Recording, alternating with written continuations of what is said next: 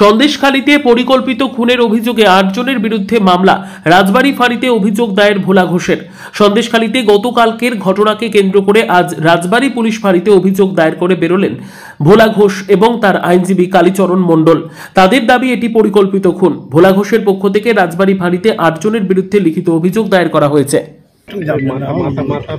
আমি আপনাদের সঙ্গে আপনাদের সাথে আমি এটা অনুরোধ করলাম, কারণ প্রশাসন বলে দিয়েছে দাঁড়াও না একের পর এক জেলবন্দি থেকে ছাড়া পাওয়ার এখন সেটা আইনের উপরে আছে। আপনারা কি থাকতে পারবেন এখানে?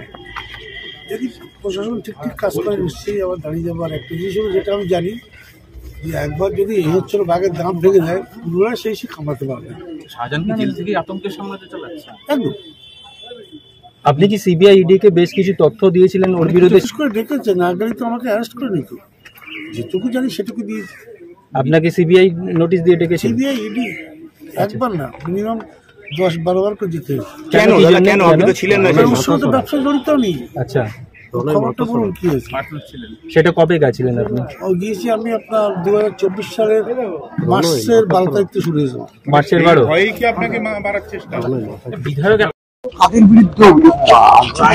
অভিযোগ মূলত অভিযোগটা যা এসছে তাতে মূলত ৮ জনের বিরুদ্ধে, আমি স্পেসিফিক নাম এই মুহূর্তে বলতে পারবো না, সেটা বলা আমার পক্ষে সম্ভব না, কারণ যেহেতু তদন্তে আছে, গাড়ি চালক তো অবশ্যই আছে, সেটা আমি বলবো না এখন।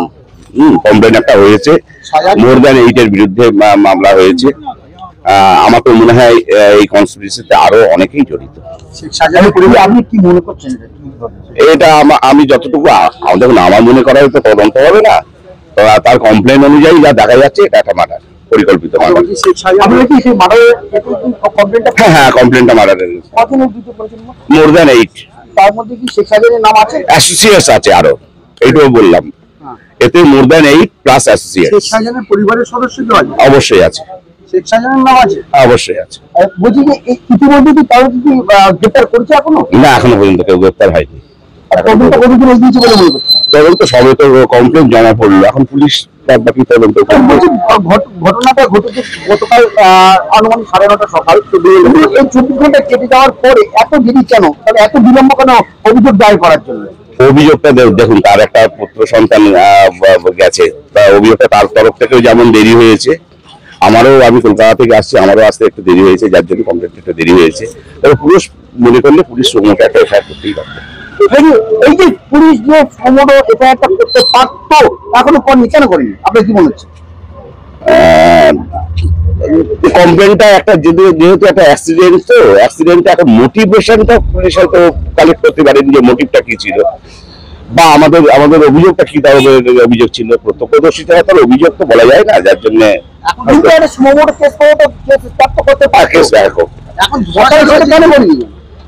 আসা না পরিষ্কার এফআইআর, তো এফআইআর পরিষ্কার হয়ে এসছে।